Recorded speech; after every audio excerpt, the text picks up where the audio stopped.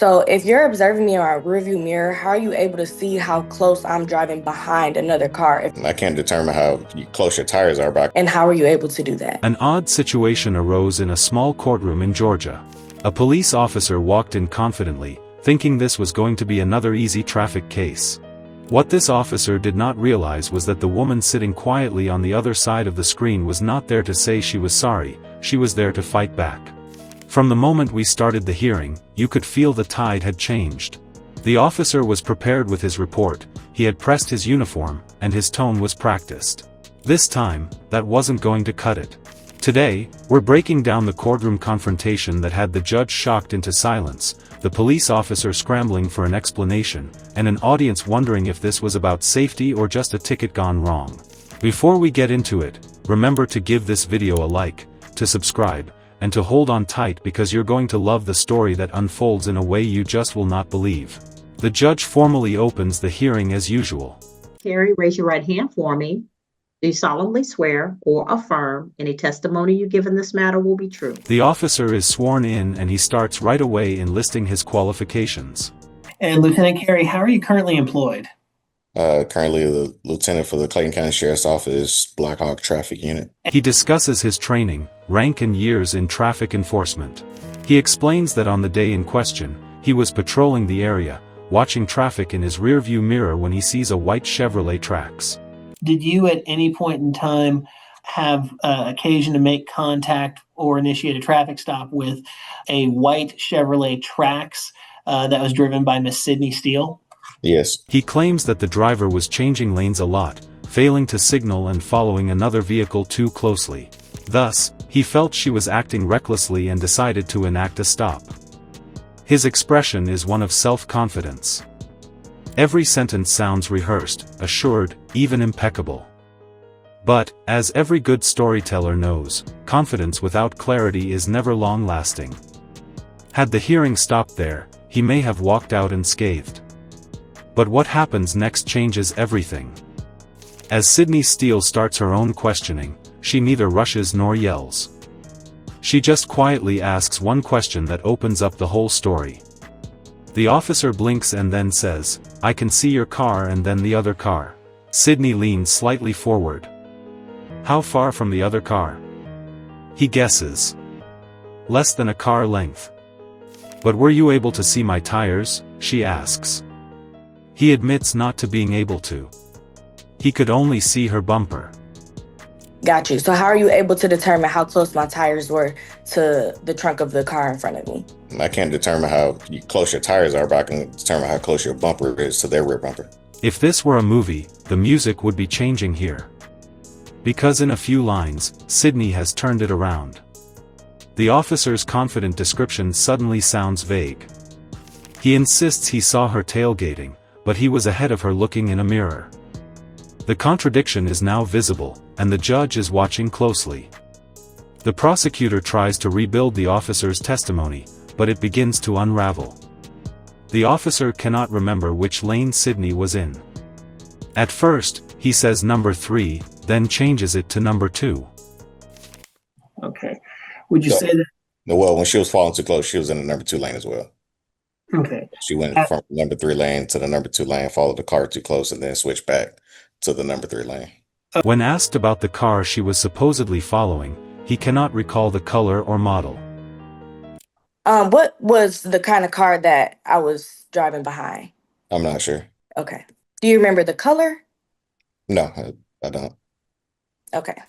If he truly observed everything so clearly, why are the details fading now? Therefore, every question becomes a quiet storm. Each answer creates a pause that grows heavier than the last. The truth is not running from the officer, it is simply standing still while he trips over his own words. When it is finally Sydney's turn to speak, the atmosphere of the courtroom shifts again. Her voice is firm, kind, and factual. She begins to explain that she was 6 months pregnant during that time. She stopped at a gas station, bought some water, and then turned onto the main street. The day this happened, I stopped at the gas station. At the time, I was 6 months pregnant. I stopped at the gas station and grabbed some water. She found herself behind a police car at a red light. When the light turned green, the police officer did not proceed. So she indicated and cautiously maneuvered into the lane next to the police car. I pulled behind the police officer. No other car was in front of me other than the police officer. When the light changed, it's like he wasn't moving. So I put my signal on to get in the lane to the right of me. However, when she did, he changed lanes and began to follow her closely behind. She remembers looking in her mirror and noticing that something made her uncomfortable. She could no longer see his tires. And every driver knows that if you cannot see the tires of the vehicle behind you, the vehicle is too close. I got in the lane to the right of me. He then got in the lane behind me. And I looked in my rearview mirror and I'm like, he is driving so close to me. Like, he was so close. I could not see his tires. That's why. So when he pulled her over and he said, "You were tailgating," she couldn't believe it. From her perspective, he was the one tailgating. So then I did get back into the right lane. And when I went to get into the right lane, that's when he turned his light on and pulled me over. And I was confused as to, one, why he chose to do that. Then she included a final fact that tied everything together. Her 2024 Chevrolet Trax has lane assist technology that physically prevents lane changes if the driver fails to signal. The system pushes against the wheel, gently resisting, unless the signal light is on. In other words, she could not have possibly changed lanes without signaling, even if she had intended to change lanes without signaling. And also, I have a 2024 Chevy Trax. My car, you literally cannot switch lanes without putting your signal on because it will jerk you back into your lane.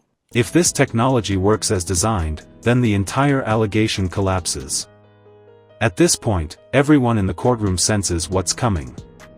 The prosecutor has no more questions. The officer has no reliable facts to present. There's no dashcam footage, no video, and even she can't clearly remember the car in front of her.